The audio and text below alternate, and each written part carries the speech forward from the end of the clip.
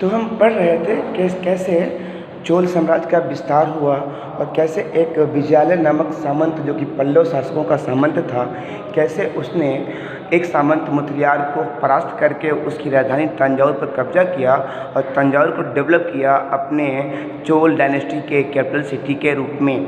उसके बाद विजयालय के बाद उसके जो उत्तराधिकारी हुए उन्होंने भी जो एक्सपेंडिंग जो पॉलिसी थी उसको आगे बढ़ाया।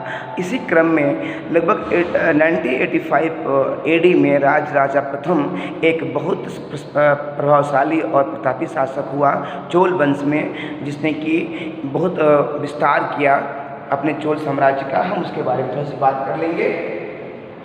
तो राजा प्रथम 1985 में शासक बना चोल डायनेस्टी का, जो विजयालय ने 1850 में मिड ऑफ 9th सेंचुरी के मिड में विजयालय ने चोल डायनेस्टी की स्थापना की थी। उसके बाद उसके बहुत सारे उत्तराधिकारी हुए होंगे, लेकिन 1985 में एक नाम था राजा प्रथम, जिसने कि काफ़ी बड़ा विस्तार किया।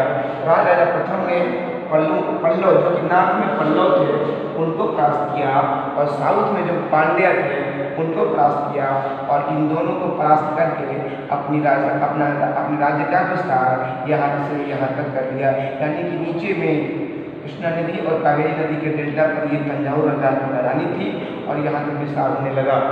और expanding control over most of the area, और दक्षिण भारत के अधिकांश हिस्सों पर राजा प्रथम ने अपना आधिपत्य जमा लिया। और इसने क्या किया, उसने अपने एम्पायर के एडमिनिस्ट्रेशन को, अपने प्रशासन व्यवस्था को, साम्राज्य की प्रशासन व्यवस्था को डेवलप करने वाला इसको माना गया। यानी कि राजा प्रथम का योगदान एक साम्राज्य विस्तारक होने के साथ साथ राजा प्रथम ने चोल साम्राज्य के प्रशासनिक व्यवस्था को स्थापित करने वाला माना गया। राजा प्रथम को फर्स्ट को चोल प्रशासन के एडमिनिस्ट्रेशन सिस्टम को डेवलप करने वाला माना जाता है।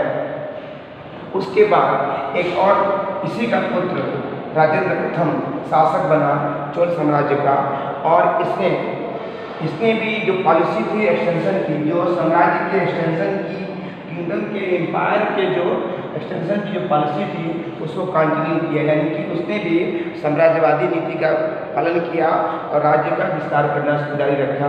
और उसने क्या किया कि इसके साथ साथ इसने एक और बड़ा काम किया। इसने पहली बार कोई शासक हुआ दक्षिण भारत का, साउथ इंडिया का, जिसने गंगा वैली पर अपना साम्राज्य स्थापित किया। तो राजेंद्र प्रथम ऐसा शासक था। अब बात करते हैं कैसे किया उन्होंने।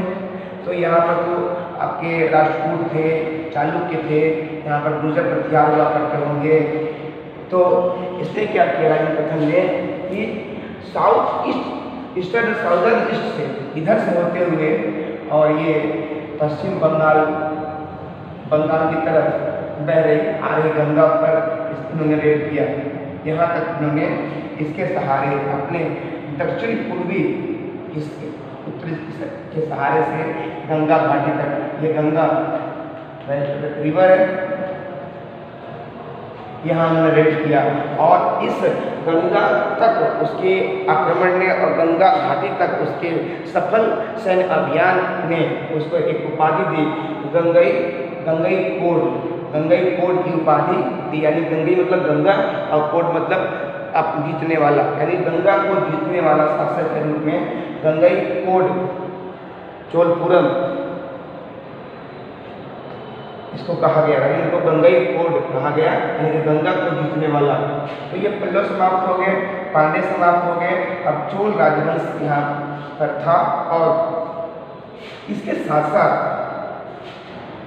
9वीं और 10वीं शताब्दी में, सेंचुरी में इसने क्या किया, इस चोल राजवंश ने अपनी नेवी को, यानी कि जल सेना को बहुत डेवलप किया।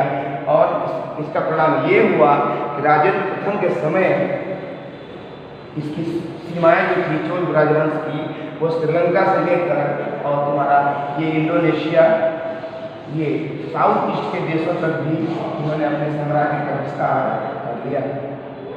साउथ ईस्ट के देशों में भी इनके साम्राज्य का विस्तार हो गया। तो इस प्रकार न केवल भारत में बल्कि भारत के बाहर भी चोल साम्राज्य अपनी मजबूत नेवी के कारण, बहुत स्ट्रांग नेवी के कारण, जैसे कारण श्रीलंका और दक्षिण पूर्वी एशिया के देशों पर भी चोल राजवंश का विजय स्थापित हुआ, उनका आधिपत्य स्थापित हुआ।